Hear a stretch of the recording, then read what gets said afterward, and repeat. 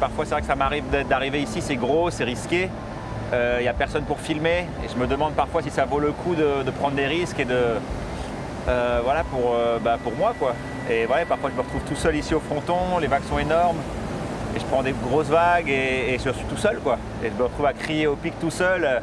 Alors la caméra embarquée, parfois c'est sympa, ça permet d'immortaliser le moment.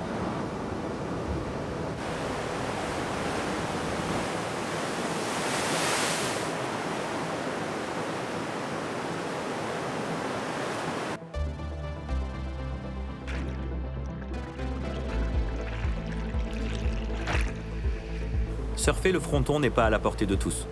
Le spot est radical. Les vagues sont puissantes, épaisses et rapides. Sur cette vague qui s'écrase sur la roche à fleur d'eau, l'erreur peut se payer cash. L'environnement est hostile. Amaury a conscience du danger, mais c'est le prix qu'il est prêt à payer pour pouvoir se maintenir au plus haut niveau mondial. Bien sûr, c'est un sentiment que je connais, la peur. C'est un sentiment, je pense que les gens qui font vraiment des sports extrêmes aujourd'hui, c'est ce qu'ils recherchent, cette peur contrôlée presque. Quand vraiment on a l'adrénaline qui monte, on a presque le goût d'adrénaline dans la bouche.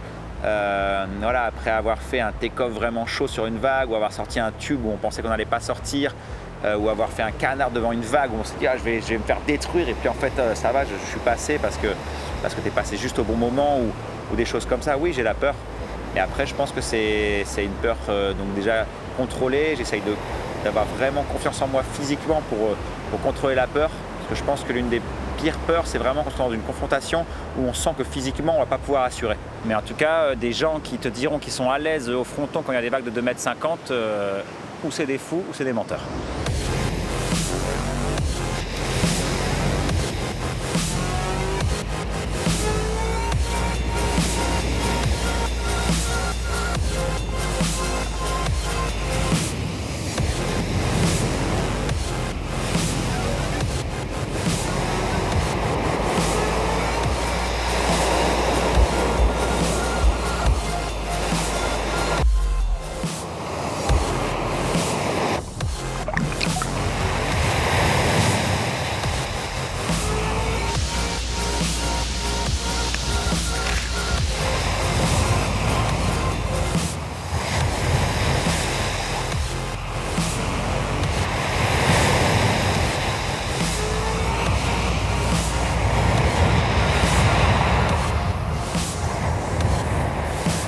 Le pratiquant qui n'a jamais peur, c'est celui c'est le prochain sur la liste de la mort. Là, c'est radical.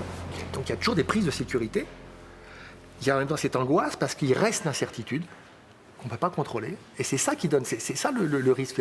C'est le sel de la vie, finalement. Imaginez une existence, la vôtre, la mienne, celle de n'importe qui, si tout était sûr d'avance, tout déterminé, si on connaissait déjà la fin. Quel intérêt à continuer à vivre? C'est bien parce que justement on ne sait pas, qu'il y a une part d'incertitude fondamentale sur ce qui va nous arriver, que c'est intéressant.